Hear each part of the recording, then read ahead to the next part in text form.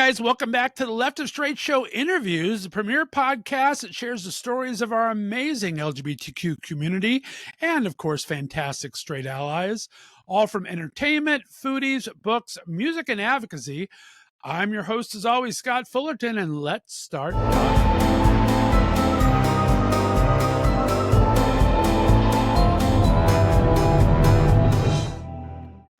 Welcome back, guys. Today I have the incredible honor of welcoming a true legend of horror to our podcast.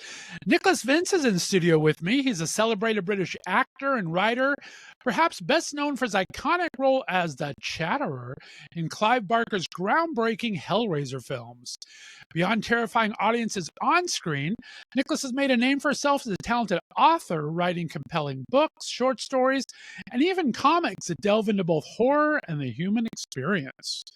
An out and proud member of our LGBTQ community, Nicholas continues to inspire, entertain, and advocate for representation in all his creative endeavors. The Blu-ray of his incredible one-man show, I Am Monsters, has an exclusive 500 special edition run that is currently on pre-sale and will be available appropriately enough until October 31st, Halloween.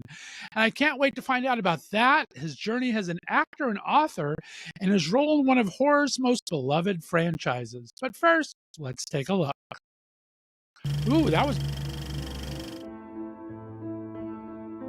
When I was discussing this show with Clive Barker, he said, monsters defy death. Frankenstein, his creature, Dracula, the Cenobites, they all defy death. In which case, I'm definitely a monster. What am I doing that's making me feel so tired? All I'm doing is breathing. But if you really want to understand the design of the Chatterer, there was something about them that made me uneasy, some longing, and at the same time, some deadly fear. I could have been sent to prison for being gay. An all-male prison. One day at drama school, I was late for class. I was hurrying with my mate Peter, and we reached the Pelican Crossing near the clock tower in Crouch End. The very nice policewoman who knocked on my door explained they weren't going to be pressing charges. Please, miss, can I play Satan? I never said that, he's lying. So I stopped breathing.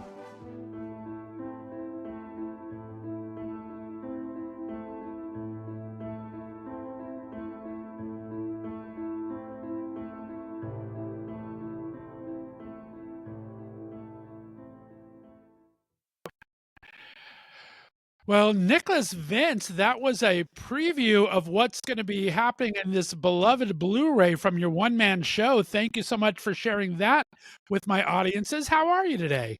I'm good. I'm good, thank you very much. How's everything beautiful? Gosh, have rented lips already. It's been one of those days.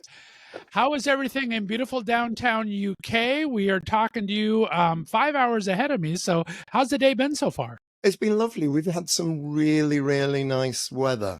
Because I just got back in from Lexington, Kentucky, earlier this week, and yeah, I've been really lucky. It's been really beautiful weather ever since I got back. My friend was in Lexington with you this weekend, and he snuck by your booth and said it was quite impressive. He's filming a new film, Horrified, was able to take some B-roll while he was around there, Mike Zara. So that was a lot of fun. He said it was a great time. Did you enjoy it? I did. I had a really, really good time. I don't remember meeting. Perhaps he didn't introduce himself, but he might have been incognito. Fun. He's a little shy and was doing his stuff, so could have been incognito. You're a little intimidating. You've been around quite a bit, so yeah. But I know he did stop by the booth. I do have to emphasize, this comes up occasionally. It's the Chatterer who bites. Actually, I don't think the Chatterer ever has bitten in any of the films. But, you shove fingers down people's throats, obviously. But no, I don't bite. Personally, I don't bite. Yeah, I'm not that scary. I love that. Very nice. Let's start from the beginning. It's your first time on the show. Let me know, what kind of a kid were you in UK, and what was it like growing up there? I was a weird kid.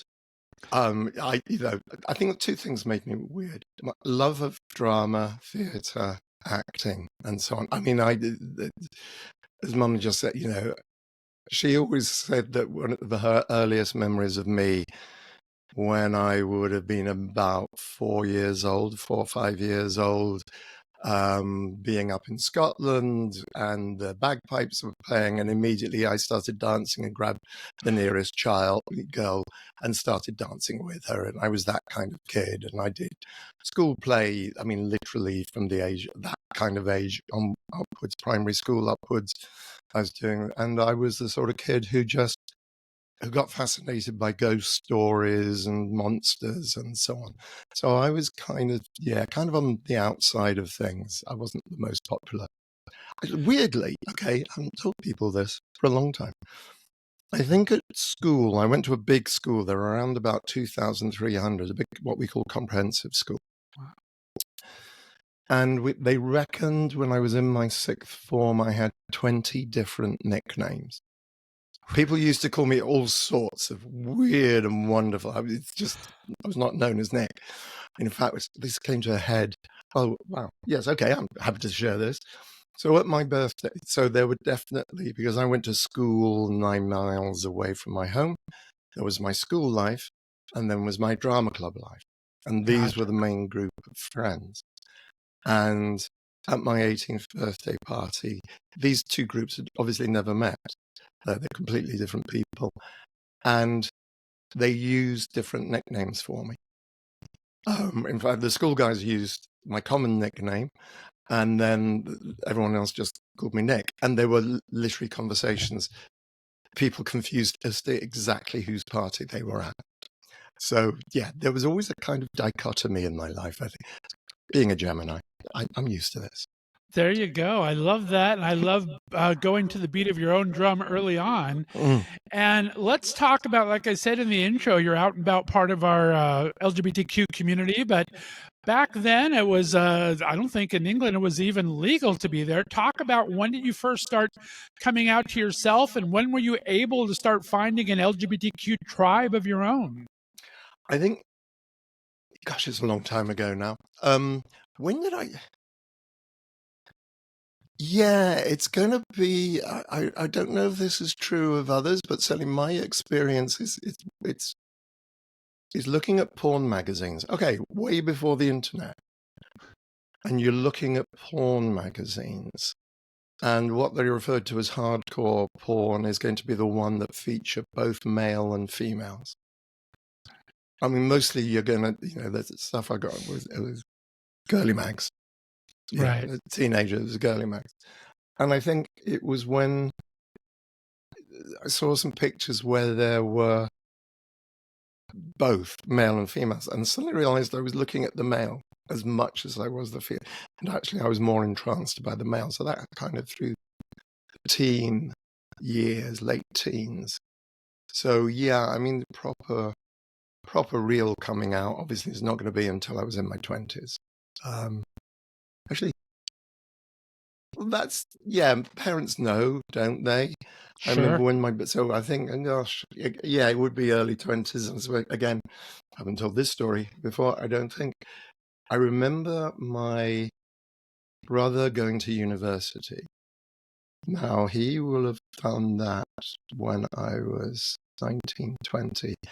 And one of the things that he got was the freshman's welcome pack, all the different groups. And there was a gay society. And I came home to discover this had been put up in my bedroom. And I turned on him and he said, but it wasn't me, it was Mum. And again, I just was like, no, this is nothing, a complete denial. For this, it was just like, no, there's no way. I'm not. It therefore took me a long time to. I was in my early 20s, and then it really didn't happen until I was at drama school. I was away from home and had sexual encounters and experiences. Right. So yeah, I was 21. I was a late bloomer. That's understandable, and I think that's where a lot of us have started to find our tribe was in college when we start to find people because we don't even know how to describe what we are to ourselves at that time, and know that even that there's other people like us. So yeah, it's kind of a lot I, of I, difference. So I remember, and I don't know, it'll be interesting. I don't know how culturally this works in the US. I suspect it does. The phrase "friend of Dorothy's," right, the code, yeah. I right. remember the first time I was asked this. It was a drama group again, late teens, like 1920, when I was doing drama. Um, somebody said, "Are you a friend of Dorothy's?" And my immediate response was, "I don't know anyone called Dorothy." They just like their face slap is like it's like I just gave up at that I point. think I learned about that in like a Jack Lemmon film or something when I first heard that term. That yeah, they're very funny. I love that. Yeah, and I remember reading a review of The Wizard of Oz, one of the film, or perhaps one of the about Dorothy and her unusual and colourful friends. And I thought, I wonder if that's the origin of this, because I think Friends of Dorothy are very unusual and colourful. I like that. I don't know if that's true, but it's kind of like, I like if that were true.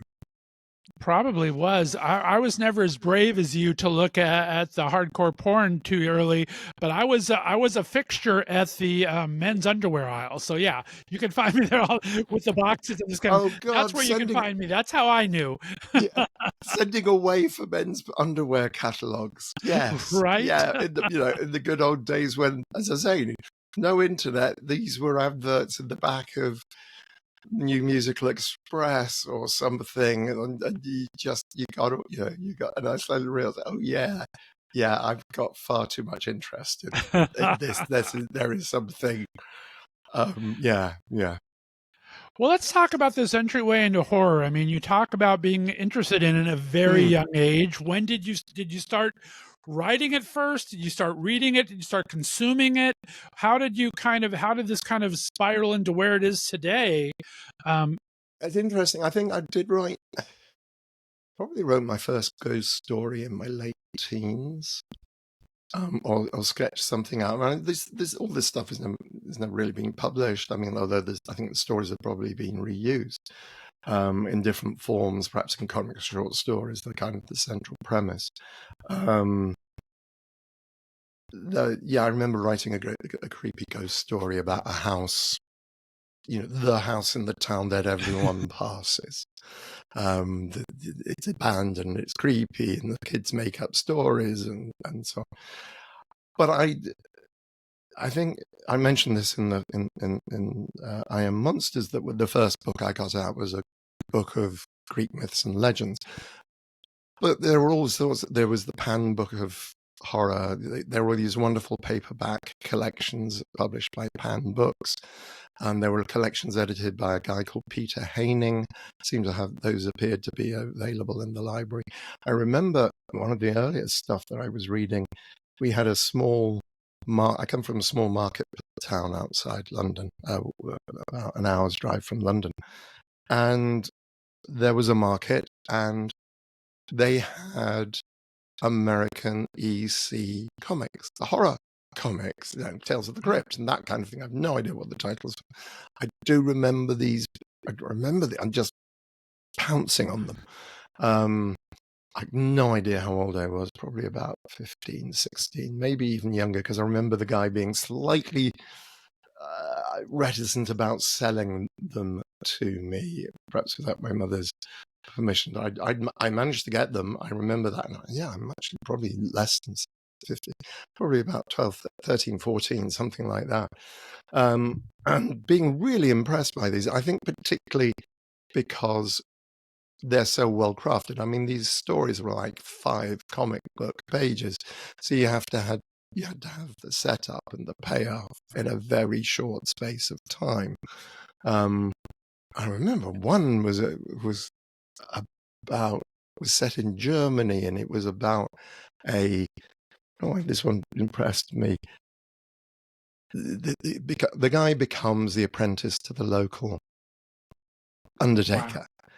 And he gets a lot of business. He always seems to know how to approach people just before they're going to die and suggest they possibly think about approaching them from services and so on. And eventually the undertaker gets creeped out. He said, I'm going to have to dismiss you. Don't you know that people are calling you the angel of death? Angel of death? And the guy says, I'm not the angel of death. I can see the angel of death. He's behind your shoulder. And I'm getting goosebumps now. Yeah. And I love that kind of thing. It's just kind of like, it's scary, it's fun, it's interesting, and it's kind of like, and I think as kids, we are always interested in death. Question for you, Scott. Do you remember the first time you realized you were going to die? Oh man, that's bringing me back. I have some memories of that. It's not as an exciting story, but yeah, definitely do remember that time in my life. That's for Yes. sure. It's interesting. I remember being very struck by this because there's a play by Tom Stoppard called Rosencrantz and Guildenstern are Dead, which is a wonderful, wonderful play. Again, play on words and philosophy, etc., etc. And there's a line in there about, do you remember the moment you realized you were going to die? Surely we should remember. This should be imprinted. I remember being aware that because I'd lost my grandmother.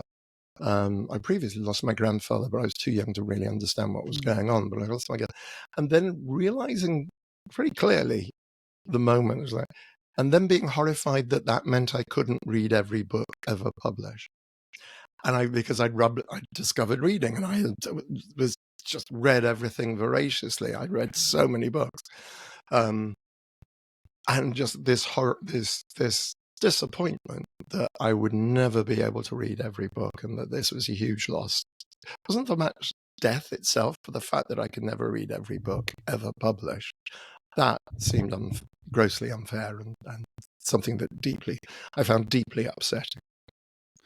I've always found the best actors and writers I know are those that read voraciously when they were younger and continue to this day. I think it's so important to kind of to have that background for sure. Let's talk about. I mean, you're in the ground floor of this iconic Hellraiser movie with Clive Barker, but you guys had formed a friendship before that, right? I mean, it was talk about how you guys met and how this kind of friendship came about. Really, it was literally, I was invited to a party and met Clive, and we got chatting, and I think we bonded over horror films and horror stories and so on. And we was just chatting, and then he said, would you like to model for me? So I went, and I've still got the piece that he did. That is an oil pastel. And so I know the exact date that happened. And I think my memory is that the party was the previous weekend. So I can date when we met fairly accurately. And we just became friends, and he just used to invite me up, and we used to talk and models and so on. And it's like, I was hanging out with him this last weekend, and we hadn't had a chance to hang out for ages and ages. Because of course I now live in Los Angeles and I still live in London, so we don't get to see as much of each other. But we just had these really interesting conversations, and it's really, Clive will always challenge you and say, yes, but what about, and so on. And I found that really fascinating. So I think our friendship has lasted 40 years. And I just find him the most interesting and inspiring person, not just because of his work and his writing, which of course is like, but as an author, as an actor, as somebody, Clive has obviously done theatre and had his own theatre company, understands what it is to be an actor, what it is to do these things. So it's great when you can just chat with a mate about saying, okay, well, how do you do? Oh, I write this way. I use it. The conversation, it was about how you write. I know he uses pen. I use pencil, and I was talking to somebody else who's, you use pencil always just because then I can write longhand and quickly, and pump pencils so I can, because I find pens move too slowly in the way you layer. And it's those kind of conversations that I have with him. And so I think, again, but whenever we were chatting with philosophy and depth and everything else. So I remember those moments that I have a conversation with him about something that was obviously on his mind, and then read one of the books later on, thinking, oh, I remember talking about that with, that passage. I remember talking about that subject, and it was obviously on his mind when, it's like, so it's really fascinating when you know somebody like that, as talented as Clive, to get an insight into how they work. That's amazing.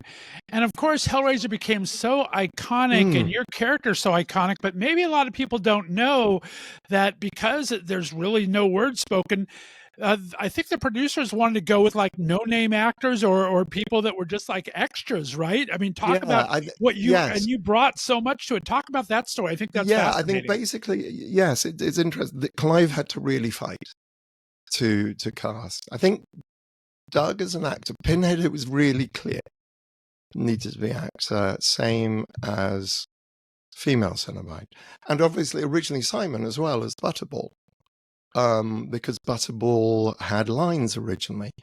Much to his chagrin and disappointment, he couldn't actually speak when he had all the makeup and the teeth, and so it just didn't work. He wasn't actually able to speak, so lines were given to the female Cenobite, which is devastating for any actor.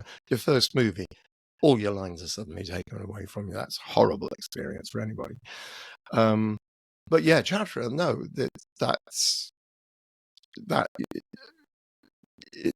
instinctively, if you're looking at it, you're saying, well, no, he's not speaking, he's just walking, he's talking. And Clive is saying, no, there's got to be there's something more that an actor brings. And I remember one of the lessons at drama school I had was act anger through your ear. and act, just concentrate on a piece of your face and think about if that's the only thing you have to express. And then there was another, and that was an acting class. I remember thinking about that when I was doing Chatterer. And then there was another one where during a mime class where we were told to bring in a cardboard box that was large enough to fit over your head. You could cut the flaps off if you wanted to, but you weren't allowed to draw on it. You weren't allowed to alter it, apart from making it slightly more comfortable to wear. And then you had to create a character around the cardboard box. You had to bring that cardboard box to life just using your body. And I think that was a tremendous help in terms of Chatterer. And so it's just like, a lot of the work is done by the costume and just the sheer look of it. And Doug has spoken, and do less. Just let the makeup do the work. But also, I remember speaking to a fan and said it's a very measured performance. And I thought, that's really interesting. Yes, it is measured because I was so restricted. So you then work to make that work to your advantage. I think I was talking about this at the weekend, that Chatterer one with no eye isn't just this. And then in the second film, because I whinged so much about not being able to see and it being really, really tough, physically very demanding, was there any way that they could use gauze or something just to give me something so I'd feel more confident when I was walking around set? In fact, they gave me eyes, and they shot a whole sequence where Chatterer is chasing actresses Ashley and Imogen down a corridor. Oddly enough, Chatterer loses power when he does that.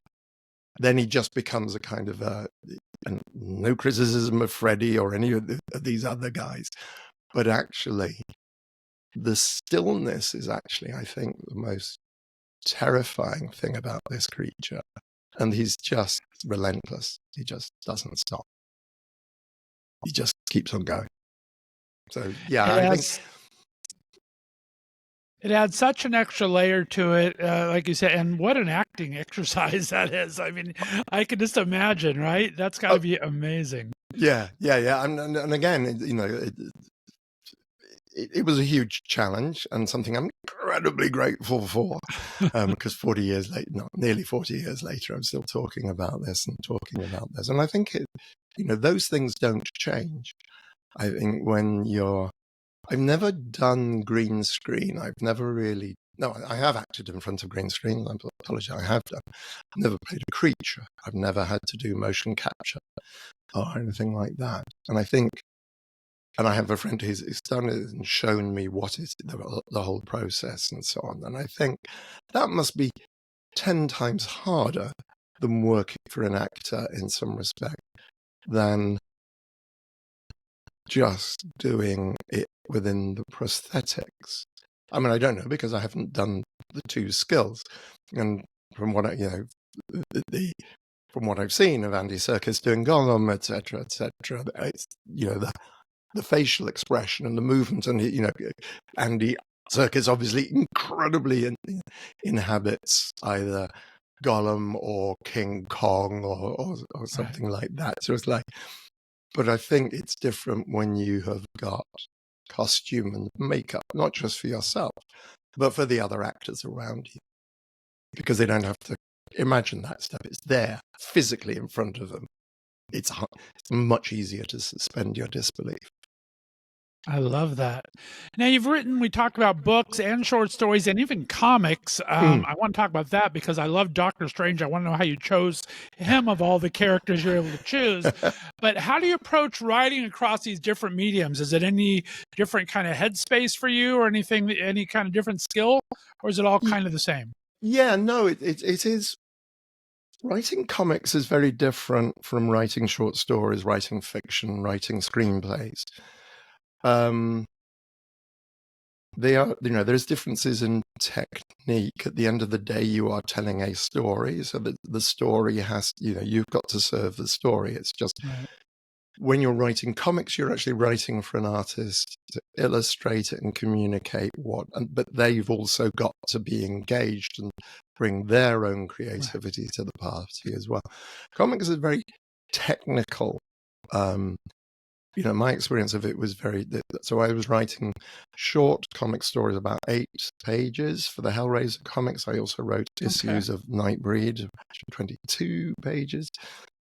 I think in those days I also wrote a weird combination of weekly British comics, which were then gathered into monthly comics, a title called Hellraiser. Warheads, a title called Warheads. And I remember having a sheet, starting with writing the comics for the episodes, as having a sheet that showed me where the pages were, where the double spreads were. Because when you're reading a comic, a physical comic, and they've tried to release, in many of the apps, they try and recreate this idea of turning a page. There's a reveal. When you turn the page of a comic, there's a reveal. So naturally, although your eye's looking to the left, you're going to see what's on the right-hand page. If you've got double spread, you don't want to give too much away because you want people to look at the top left-hand page and then read down and then look at the right-hand. So you don't want any big revelations at the bottom of on the right-hand page of a double-page spread. Revelations have to go on the left-hand page so that you see it when you turn the page. That's very technical. You have to think in the rhythm of that as to where your beat points, where the plot points are. I think it's really interesting because that's where a lot of my writing happened before I started writing short stories in earnest. And I think having that kind of structure is helpful. I plot my short stories. I plot everything I write. I will write an outline. I've got ideas. I mean, I just write down masses and masses of notes and so on. I remember somebody being interviewed for a magazine when I was writing the comics, asking to see the whole process. And I used to have these folders full of what in Europe is A4 is equivalent of legal size paper. just handwritten notes. I have big handwriting, and I write on every other line, so I can go back and add in notes and make changes. If I'm writing, when I'm writing normally, I write on the right-hand page, leaving the left-hand page blank, so I can go back and make notes. Because sure as eggs as you're writing one bit of dialogue or a scene or something. Oh, then that means that can happen later on. I've got to be able to write it down quickly where it is, and then find it again.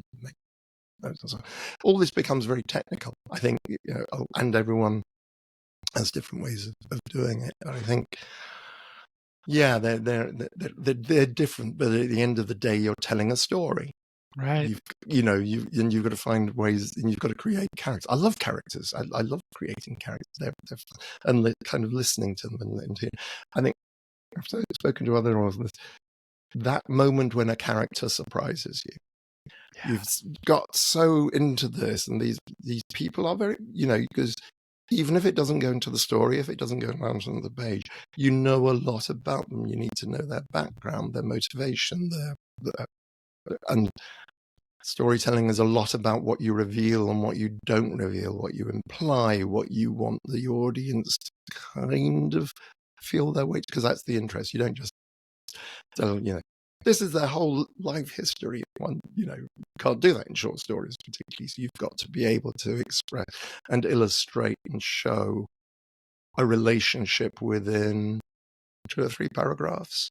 Say, you've got to be able to, you can only establish by what's going on. Right. What this person is, their attitude to certain things. How much can I show this to you so that you can recognize and sympathize with them, and do it very quickly and very efficiently, so that we can get on with the story, so that things can start happening, and showing things through action as well. I think this is always one of the great challenges, particularly in writing films, is show the audience who the person is by the way they react to a situation, right? Rather than just saying, doing all this. We want to know more subtly how. We don't want to be told they lost their rubber ducky when they were 5 years old. That's why they're a monster. We want to learn this more subtly. So yeah, there's all those kind of things. I love that. I took writing classes early on. I love to write, not very good at it, but I love to do it. And that's one of my first lessons that have stuck with me forever is, especially in film, you never want to show something and if it's not going to be part of the plot later on, right? So I always learned that. So whenever I'm watching films, I look for all the little small details like, well, how are they going to use that later on? So it's funnily enough, I was advising somebody, I was supporting somebody. It was a screenplay. I was asked to read a screenplay, and it's Chekhov's gun. It was Anton Chekhov who said, basically, if you show a gun in the first act, you've got to have used it by the third. That's it. Yeah. Yeah. I couldn't remember what this concept. So I happen to have that one at my fingertips, and it's really, because if there's a gun on stage, there's a sense of menace there, and the audience wants to know what. Even if somebody then walks up to the gun and breaks it apart, removes all the ammunition and hides it, you have to deal with it if you've got something there. It's got to be dealt with. Otherwise, don't have a gun on stage. It's distracting from what it is you're trying to. So, yeah. That has always stuck with me. So, yeah, I think that's amazing. Now, talk about part of your LGBTQ identity. Has that ever influenced your writing or a character one more than the other? Is it just kind of always in the background of your being? But has being part of the community influenced any character or writing, especially? Yeah, I was trying to I'm trying to think. That moment of kind of like, I have to write, particularly in the early days in the 90s, and writing about.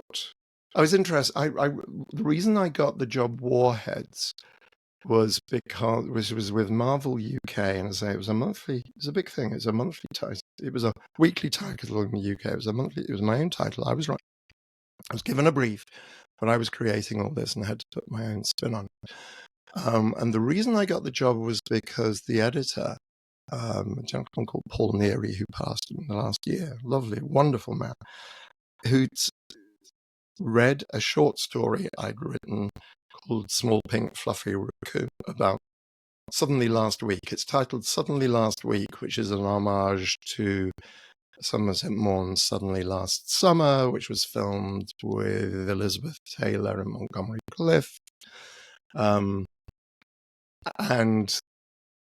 it's about a revelation about people, but this is briefly, it's about small pink fluffy raccoons. The best mate goes round to his mates and discovers that he's turned into a small pink fluffy raccoon, and it's only 5 pages, but it's very powerful, and it's all about acceptance and what the hell's going on here. So metamorphosis and all sorts of literally. And I think I think that was probably, and I remember writing at the time. By that stage, when I was writing comics, I was definitely out, and people were asking me to write not straight stuff. They were asking me, as a gay man, to write from my experience and write stories, because there were lots of other straight creators. There were very few gay creators and writers around in those days. So I was kind of unusual in that aspect. And I think, I think there is a moment that I think is part of your coming out journey. And of course, I think it's later than, in my case, it's later than when I actually physically came out. Because I was told that as an actor, I couldn't come out if I wanted to work. There's that kind of pressure on you. When I was writing, it's kind of like, well, I've got to obviously write straight because my audience is straight and so on. So you have to kind of go through that. And I think now I feel more comfortable about writing from a gay perspective, because that's obviously more close to my experience. But then at the same time, as a writer, you don't want to say, okay, well, I'm now only going to write gay characters. That's ridiculous. You can't do that. And I think I want to be able to write stories about straight people. But I think there is always there's a sensibility that comes through when you're a gay writer. It's your way of looking at the world. It's so much part of our experience. It's impossible for it not to be part of your art, part of your creativity. You're not being honest with yourself. And I am not criticizing anybody who is not in that state, because there are lots of places where this is impossible. And it's not, and it's just literally impossible to do that and without being arrested and persecuted and prosecuted and so on. So I think, yes, it's part of the journey for every gay writer. So well said. Wow. Love all of that. Well, you're going to have to come back, because I have about 2 more pages worth of questions, and we only have about 10 more minutes at the most for an interview here. So let's go ahead and jump into I Am Monsters. So this tells a story about all sorts of things, being LGBT and everything. Talk about how that one-man show kind of evolved, and then now we have this amazing Blu-ray about it. So talk about that transformation. Sure. Okay. So basically, back in 2019, I'd been the patron of the London Horror Festival, which was the UK's longest running and largest festival of live horror performance. It's no longer running because of various reasons. But at the time, so basically it was fringe theatre. It's pubs. And there is nothing like being in a 60-seater theatre watching horror performance, either a one-person show or a drama or anything, where you are literally 6 or 8 feet from the performers and you're in a black box in the dark. And it's like, I remember being really scared by some of the, really creeped out and scared by, one of which was a wonderful magician from Austria who brought his act over and did it at midnight. And it was kind of like, and the whole pitch was, I'm going to do a seance. I'm going to convince you I can speak to the dead. This is all conjuring. It's not true. But you will believe me. And you will be, and it's like, yeah, okay, you've told us, how on earth can you? And of course, it was just terrifying. And you're like, how the hell did they do it? Oh my God. he's doing something weird, and even when you know and you've been told, there is part of your mind that will go. So it's amazing, powerful stuff. And I was like, okay, saw these one-person shows, and I thought, okay, I've got all these stories about Hellraiser, Hellbound, Nightbreed, all the stuff which I've been telling people for years. And I thought, well, actually, kind of interesting to put this in my story about the weird kid who loves monsters and about growing up gay and so on, and what that's like. And it's called I Am Monsters, not just because of the characters that I've performed, but the times which I have either behaved as a monster because I am human, or people treat me as if I'm a monster because I'm gay, or whatever reason. And I just wanted to talk about that. So did this in 2019, thinking, great, I've got a show I can take out on the road. I can take it to festivals and film festivals and so on, and perform. And of course, the pandemic put a complete page to that. And then I was invited by a gentleman called Mitch Harrod, who runs a Soho horror festival. He was doing an online version. He just said, would you like to record some scenes? He'd seen the show. Just do it to camera, just do it. And I just thought, oh, well, that's kind of interesting. Frustratingly, the footage no longer exists. It all got lost. But it just going through that process and looking at it and saying, actually, there is something really powerful if you're kind of just talking to the audience through the lens of a camera. And I remember setting it up as if I was just making a cup of tea, and as if somebody just come into the home and I was making a tea and I'm telling a story and I'm just explaining to them with this domestic setting. And I thought, oh, that's really interesting. We can play around with this. And then once I decided to do that, and I thought, well, okay, let's explore the possibilities. And I reached out to a couple of mates of mine, Stuart Spark and Paul Butler from Dark Rift Horror, who I'd worked with on Book of Monsters, and we kind of worked out how we could actually do this. So yeah, that's kind of how it came about. I love that. Wow. And now Blu-ray experience. I mean, I think October 1st it started pre-sale. There's still a few left out there. Exclusively, I think, through, what is it? Dark Rift Horror. darkrifthorror.com. Yeah. But it's got all these amazing extras. You have some interviews in there. You have some cards. I mean, talk about building this experience for everybody. Were you part of that, or did they come to you with your suggestions, or how did that come together? Interestingly, I said, okay, well, one of the things, let's put the short films that I've either written or directed. So the 3 I've written and 4 that I've written, 3 that I've directed are on there. Dark Rift Horror are building up their own distribution arm, so they're doing, and they want to specialize in really good, high quality Blu-ray limited editions. Nice. Like I Am Monsters, they've got another one out at the moment called Some Bloggerlips. There are a couple more in the works. We're basically aimed at independent horror filmmakers, where they can put together a really nice package. In terms of my stuff, it was the suggestion of one of the directors. Again, it was just one of those wonderful things because of the horror community I'm a part of through a thing called Fright Fest, which is London's biggest, it's the UK's biggest horror film festival. It takes place 5 days in August in London, in Leicester Square, and it's where I Am Monsters premiered, and I've been going regularly since 2012, but had known about it and been to earlier iterations 20-odd more years ago. And one of the directors there, Greg, I was chatting with him about this and what we might put together, and he said it'd be nice to have an interview. And just so happened that another mate of ours was coming to join them for drinks later on. And I thought, her husband, Dominic Brunt, who is a very good independent filmmaker, horror filmmaker, his wife Joanne was coming, and he was like, do you think Dom would be interested in doing an interview? And that was really interesting. That was a fascinating kind of an hour that we spent just chatting and so on. You don't get to, I think I managed to get it down to about 40 minutes, 30 minutes. Can't remember how long I edited it down to now.